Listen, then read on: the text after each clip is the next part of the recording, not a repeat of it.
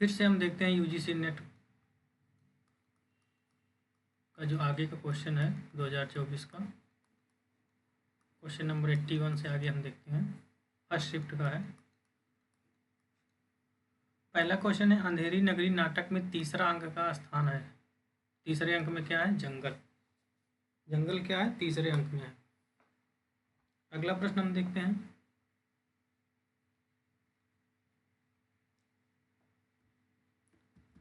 Europe का ये अव्यंजनावाद हमारे यहाँ के पुराने वक्रोक्तिवाद और वक्रोक्ति काव्य जीवितम का ही नया रूप का विलायती उत्थान है। ये किसने कहा? तो ये सब लोग जानते हैं, आचार्य शुक्ल का है। क्या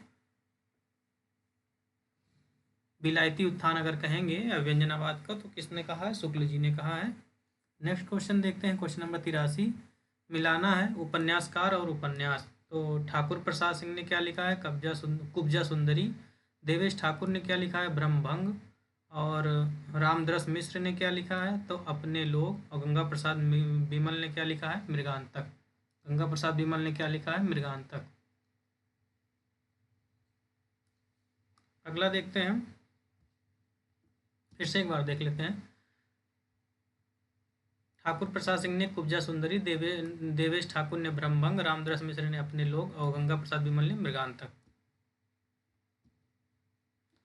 अगला है, काव्य भाषा के संदर्भ में वर्ड्सवर्थ के कथन को सही बताना है। कौन कौन सा है? तो काव्य प्रबल भावों का सहज उच्छलन ये याद रखना है। किसने कहा है? वर्ड्सवर्थ ने। अगला है, भावदीप्त मनोदशा में रचना का आरंभ होता है। भावदीप्त मनोदशा में रचना का आरंभ होता है, ये कहा है। अब भाव चाहे जिन कारणों से उत्पन्न हो मन को आनंदित करते हैं, ये 3 वाक्य कहे हैं वर्ड्सवर्थ ने। बाकी ग्रामीण भाषा के लिए उपयुक्त नहीं है, ये गलत है। उपयुक्त है और प्रशांत मनोदशा में भावों का अनुस्मरण आवश्यक नहीं है, ये भी गलत है। अगला देखते हैं, संस्कृत और सौंदर्य के अनुसार हजारी प्रसाद द्विवेदी अपने अंतिम दिनों में किस पुस्तक में लिख रहे थे? तो लालित्य मीमांसा। कौन सी पुस्तक है? लालित्य मीमांसा। लालित्य मीमांसा।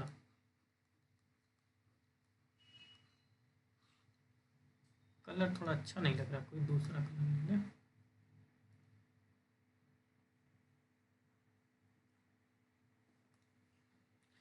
अगला क्वेश्चन देखते हैं, मैला आंचल के अनुसार सत्य कथन कौन सा बताना है? मैला आंचल के अनुसार तो मैला आंचल 2 खंडों में लिखा गया है, सही है पहला। फिर मैला आंचल में कुल 67 खंड है। कितने? 67, ये इंपॉर्टेंट है, याद रखना है। और क्या है? इस एक दिन इस गांव में गिद्ध और कौवा उड़ेगा, लक्षण अच्छे नहीं है, यह कथन बूढ़े ज्योतिषी का है। ये भी सही है। 3 कथन है। मैला आंचल का उपन्यास 2 खंडों में है। इस उपन्यास में कुल 67 खंड है। एक दिन इस गांव में गिद्ध कौवा उड़ेगा, लक्षण अच्छे नहीं लगते, किसने कहा है? तो बूढ़े ज्योतिषी ने कहा। अगला क्वेश्चन नंबर 87 है, बागवा आया गुलिस्तान में कि सैयद आया, जो कोई आया मेरी जान को जल्लाद आया। भारतेंद्र ने किस निबंध में कहा? तो बादशाह दर्पण में कहा है। क्या कहा है? बादशाह आया गुलिस्तान में कि सैयद आया, जो कोई आया मेरी जान को जल्लाद आया, बादशाह दर्पण में। अगला क्वेश्चन है, राम की शक्ति पूजा की विशेषताएं क्या क्या हैं? तो राम की शक्ति पूजा इसका मूल स्रोत जो है कृतवास बंगला रामायण है, सही है। और पूरी कविता में अंधकार प्रकाश का द्वंद्व युद्ध जो निरंतर चलता रहता है, ये कविता निराशावाद का महिमा मंडन नहीं करती, ये भी सही। 3 सही है। और शक्ति पूजा के प्रसंगों में राम की पराजय का कहीं भी उल्लेख नहीं है, गलत है। उल्लेख है, इसका मतलब अन्याय जिधर है उधर को भी शक्ति होना चाहिए, गलत। अन्याय जिधर है उधर शक्ति नहीं, ये गलत है। तो पहला सही है, बंगला कृत रामायण है। और पूरी कविता में अंधकार और प्रकाश में द्वंद्व है, ये कविता निराशा का महिमा मंडन नहीं करती, 3 सही है। अगला प्रश्न, मानस का हंस के तत्वों को मिलाना है। मानस का अंत लिखते समय विचार नागर जी को महेश कौल के साथ बात करते हुए आया था। किससे? महेश कौल के साथ बात करते हुए इनको विचार आया था मानस का अंत लिखने का। उपन्यास में तुलसी के जन्म स्थान के रूप में राजापुर को चित्रित किया है। क्वेश्चन पूछा कौन सा जन्म स्थान बताया? तो राजापुर। अगला, इस उपन्यास को लिखने से पहले नागर जी ने कवितावली और विनय पत्रिका को खास तौर पर पढ़ा था। कविता और विनय पत्रिका दोनों पढ़े थे मानसकांत लिखने से पहले। अगला प्रश्न है, नाटक चंद्रगुप्त और पात्र मिलाने। अच्छा, नाटक से और पात्रों को मिलाने हैं। तो लीला जो है चंद्रगुप्त से है, लीला कई बार पूछ रहा जा रहा है एग्जाम में। अष्टकंद गुप्त में कौन है? तो मालिनी है। अंजो दीदी में अनिमा है। और आषाढ़ का एक दिन में प्रियंक मंजरी भी, एक कथन भी आया था पिछले प्रश्न में। तो आषाढ़ का एक दिन में प्रियंक मंजरी, चंद्रगुप्त में है लीला, और अष्टकंद गुप्त में है मालिनी, और अंजो दीदी में है अनिमा। अगला प्रश्न है, बच्चे प्रत्याशा में होंगे, नीड़ों से झांक रहे होंगे, ये ध्यान पैरों में चिड़िया के भरता कितनी चंचलता है। किस काव्य संग्रह से? निशा निमंत्रण। किसका है? हरिवंश राय बच्चन का। क्या है? बच्चे प्रत्याशा में होंगे, नीड़ों से झांक रहे होंगे, ये ध्यान पैरों में चिड़िया के भरता कितनी चंचलता। हरिवंश राय बच्चन की है निशा निमंत्रण। अगला प्रश्न, सज्जन कीर्त सुधाकर किसने लिखा है? पत्र पत्रिका में सज्जन कीर्त सुधाकर के संपादक वंशीधर हैं। प्रयाग समाचार के संपादक देवकीनंदन त्रिपाठी हैं। शुभचिंतक के संपादक सीताराम है, और बिहार बंधु के केशवराम भट्ट हैं। बिहार बंधु केशवराम भट्ट के हैं। सज्जन कीर्त सुधाकर ने वंशीधर पत्रिका का संपादन किया है, नहीं वंशीधर ने किया। प्रयाग समाचार पत्रिका का संपादन देवकीनंदन त्रिपाठी ने किया है, और शुभचिंतक का सीताराम ने, बिहार बंधु का केशवराम भट्ट ने। अगला प्रश्न है, दयाराम नामक पात्र का वर्णन किस कहानी में हुआ? तो राजा निर्वंशिया कमलेश्वर की कहानी है, मुझे लगता है 1957 की कहानी है। कमलेश्वर राजा निर्वंशिया, दयाराम पात्र जो है राजा निर्वंशिया में है। अगला क्वेश्चन है कि झुनिया को शरण देने पर पंचायत का दंड चुकाने के लिए होरी ने किसके हाथ अपने घर को 80 रुपये में बेचा था? कितने रुपये, भी प्रश्न बन सकता है। कितने रुपये में बेचा? 80 रुपये में अपने घर को। तो झिंगुरी सिंह के हाथ अपना, हाँ क्या गिरव रखा था, बेचा नहीं था। तो क्वेश्चन क्या है, झुनिया को शरण देने पर पंचायत का दंड चुकाने के लिए होरी ने किसके हाथ अपने घर को 80 रुपये में रखा था गिरव? तो झिंगुरी सिंह के। अगला क्वेश्चन है, साहित्य की महत्ता किसने लिखा है? महावीर प्रसाद द्विवेदी ने।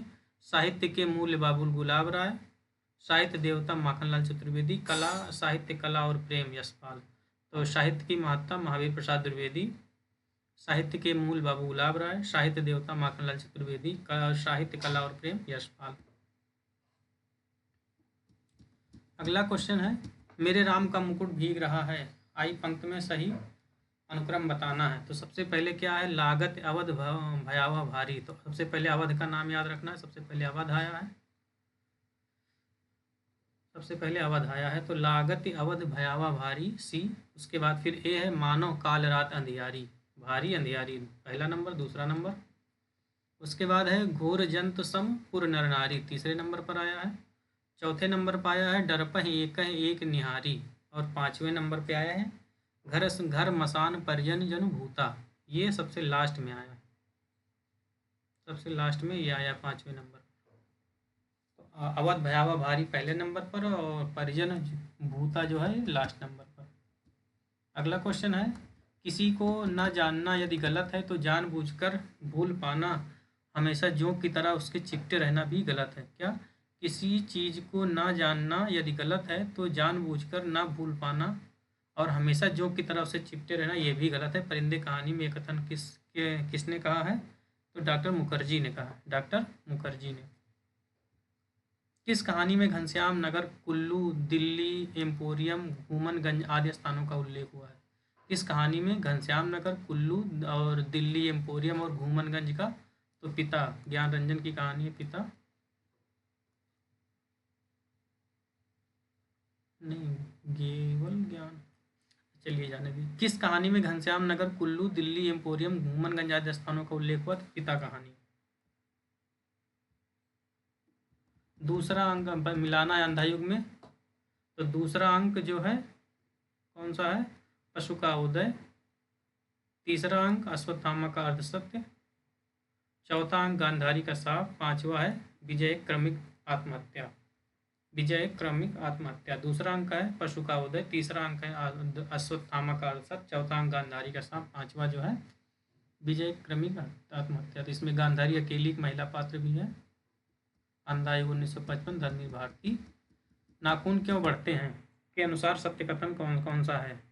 तो देवताओं के राजा वज्र जो दधीच मुनि की हड्डियों से बना था, देवताओं के राजा का वज्र जो दधीच मुनि की हड्डियों से बना था, ये सही है। बी भी सही है। नखधर मनुष्य अब एटम बम पर भरोसा करके आगे की ओर चल पड़ा है। नखधर मनुष्य अब एटम बम पर भरोसा करके आगे की ओर बढ़ रहा है। और मेरे निर्बोध बालक ने मानव मनुष्य जात से ही प्रश्न किया है, जानते हो नाखून क्यों बढ़ते हैं, ये गलत है। और चौथा सही है। एक बूढ़ा कहता था बाहर नहीं भीतर की ओर देखो, हिंसा को मन से दूर करो, हिंसा को मन से दूर करो, ये 3 कथन सही है। आगे देखते हैं। धुलाई वाली नामक कहानी में सीता नामक बालिका की आयु कितनी थी, तो 10 वर्ष। सीता नामक बालिका की आयु कितनी थी, 10 वर्ष, धुलाई वाली कहानी में। अगला क्वेश्चन है, किशोरीदास वाजपेयी की पुस्तक हिंदी की वर्तनी तथा शब्द विश्व को विश्लेषण के अध्यायों का सही अनुक्रम क्या है। किशोरीदास वाजपेयी की पुस्तक पहले याद करना है हमको, हिंदी की वर्तनी तथा शब्द विश्लेषण। हिंदी की वर्तनी तथा शब्द विश्लेषण पुस्तक जो है, इसका सही क्रम लगाना है क्या है। तो सबसे पहले क्या है, हिंदी में कुछ क्रियाएं, नंबर 1 हिंदी में कुछ क्रियाएं, फिर है नाम यानी संज्ञाएं, उसके बाद है हिंदी में अनुनासिक वर्ण और अनुस्वार तीसरे नंबर पर, चौथे नंबर पर है समास में वर्तमान की स्थिति, और 5वें नंबर पर है वाक्य विन्यास। तो वैसे भी याद रखना है कि वाक्य वाला सबसे बाद में ही चैप्टर होता है, और सबसे पहले क्या है, हिंदी में कुछ क्रियाएं। अगला है, मानव कब दानों से भी दुर्दस्त, पशु से भी बर्बर और पत्थर से भी कठोर, करुणा के लिए निरवकाश हृदय वाला हो जाएगा, ये जाना नहीं जा सकता। चंद्रगुप्त नाटक में कथन किसका है, तो सिंहरण ने कहा है। अच्छा कथन है, क्या कहा है, मानव कब दानों से भी दुर्दंत, पशु से भी बर्बर, पत्थर से भी कठोर, करुणा के लिए निरवकाश हृदय वाला हो जाएगा, जाना नहीं जा सकता, सिंहरण ने कहा है चंद्रगुप्त नाटक में, जो कि प्रसाद का है 1931 में। राजा राम मोहन राय के संबंध में उचित कथन बताना है। तो राजा राम मोहन राय भारत में राष्ट्रीय पत्रकारिता के संस्थापक माने जाते हैं, सही है। बहुदेववादी में उनकी गहरी आस्था थी, ये गलत है। राजा राम मोहन राय पश्चिमी ढंग की शिक्षा के विरोधी थे, ये भी गलत है।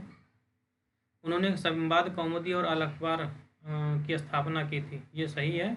राजा राम मोहन राय ने सेंसरशिप कानूनों के विरुद्ध सशक्त आंदोलन चलाया था, ये भी सही है। पश्चिमी शिक्षा के विरोधी नहीं थे बल्कि पक्षधर थे। क्वेश्चन नंबर 105 है, बच्चन सिंह के अनुसार रामचंद्र शुक्ल की सीमाओं का उद्घाटन सर्वप्रथम किस आलोचक ने किया, तो नंदुलारे वाजपेयी ने क्या किया। आचार्य रामचंद्र शुक्ल की सीमाओं के उद्घाटन सबसे पहले किसने किया, नंदुलारे वाजपेयी ने। पाली के प्रसिद्ध वैयाकरण कच्चायन के अनुसार पाली में कितनी ध्वनियां हैं, तो 41 ध्वनियां हैं, किसमें, कच्चायन के अनुसार पाली में।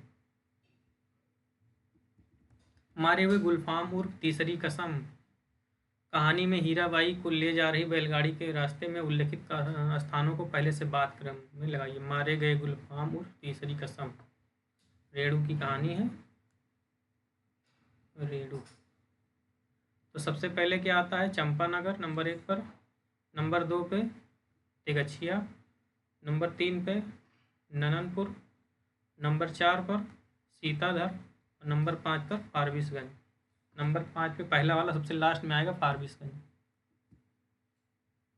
अगला क्वेश्चन है, किस कृति में जिंदगी का एक टुकड़ा कहा गया, किस कृति को जिंदगी का एक टुकड़ा मात्र कहा गया। मन्नू भंडारी की कहानी, एक कहानी ये भी जिंदगी का एक मात्र टुकड़ा कहा गया, थोड़ा सा कहने मतलब है। क्वेश्चन नंबर 109 है कि रुपयों को बजाकर देखा जाता है और आदमी को एक ही बोली से पहचाना जाता है। रुपयों को बजाकर देखा जाता है और आदमी को एक ही बोली से पहचाना जाता है, वो कथन किस पात्र का है, तो बालदेव का है, इसका बालदेव का। क्वेश्चन नंबर अगला देखते हैं 110, आचार्य शुक्ल ने सरस्वती में प्रकाशित निम्न कहानियों को मार्मिकता की दृष्टि से भाव प्रधान कहानियों के रूप में किसे किसे माना है। भाव प्रधान कहानियों के रूप में तो धुलाई वाली बंग महिला और इंदुमती की किशोरीलाल गोस्वामी की इंदुमती और आचार्य शुक्ल का 11 वर्ष का समय, 3 कहानियों को उन्होंने क्या माना, भाव प्रधान कहानियाँ। कौन कौन सी, इंदुमती, धुलाई वाली और 11 वर्ष का समय। 110 क्वेश्चन हो गया, 2-3 क्वेश्चन और देख लेते हैं। किशोरीलाल गोस्वामी का उपन्यास कौन सा नहीं है, तो श्यामा स्वप्न जो है किशोरीलाल गोस्वामी का नहीं है। बाकी तारा है, कुसुम कुमारी है, रजिया बेगम, रंगमहल में हलाहल। अगला, मैं मानता हूं कि आप लोग कुचले हुए हैं और उपेक्षित हैं, लेकिन आपको अपनी इस ताकत का एहसास होना चाहिए कि अगर आप चाहें तो प्रशासन की इस मशीन को चलना असंभव बना दे सकते हैं। आप ही लोग हैं जो रेलों और तारघरों को चलाते हैं, ये कथन किस राष्ट्रीय नेता का? तो बाल गंगाधर तिलक का। क्या कहा है? मैं मानता हूँ कि आप लोग कुचले हुए हैं, उपेक्षित हैं, लेकिन आपको इसकी ताकत का एहसास होना चाहिए। अगर आप चाहें तो प्रशासन की ओर से मशीन का चलना असंभव बना दे सकते हैं, और आप ही लोग तो हैं जो रेलों और तारघरों को चलाते हैं। ये किसने कहा है? बाल गंगाधर तिलक ने। इनका स्टेटमेंट है, तुम मुझे खून नहीं, तुम मुझे खून नहीं, ये मेरा जन्मसिद्ध अधिकार, मैं इसे लेकर रहूँगा। बाल गंगाधर तिलक। बाणभट्ट की आत्मकथा में आए पंक्तियों को पहले से बाद क्रम में लगाना है। तो सबसे पहले है, यद्यप बाणभट्ट नाम से ही मेरी प्रसिद्ध है, पर ये मेरी वास्तविक नाम नहीं है।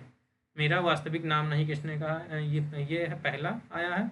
उसके बाद है, भावी जीवन की रंगीन कल्पनाओं में डूबते उतरते मनुष्यों को आसपास देखने की फुर्सत कहाँ होती? भावी जीवन की रंगीन कल्पनाओं को, ये दूसरे नंबर पर आया, ये पहले नंबर पर।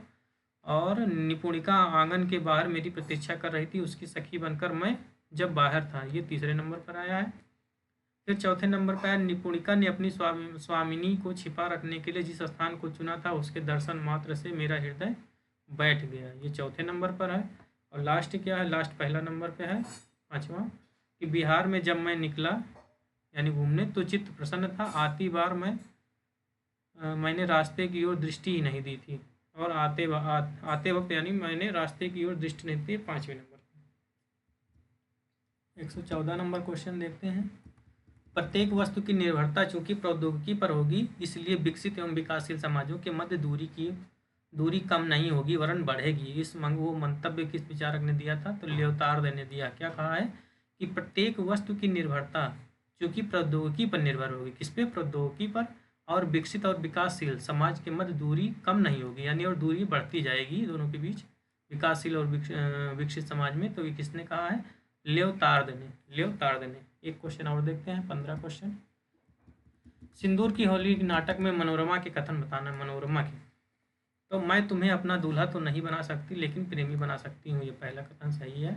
कला की भावना किसके भीतर नहीं होती? शिक्षा और कला का संबंध कुछ नहीं है, कला का आधार तो है विश्वास और शिक्षा का संदेह। कला का आधार क्या है? विश्वास, और शिक्षा का संदेह। और लास्ट कथन क्या है? पुरुष का सबसे बड़ा रोग स्त्री है, स्त्री का सबसे बड़ा रोग पुरुष। अच्छा, पुरुष का रोग सबसे बड़ा स्त्री, स्त्री का पुरुष। किसमें कहा गया? सिंदूर की होली में मनोरमा ने।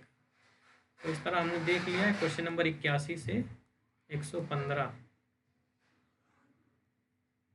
अब देखते हैं फिर 35 क्वेश्चन हो गया, अगली क्लास में जो क्वेश्चन वो फिर देखेंगे।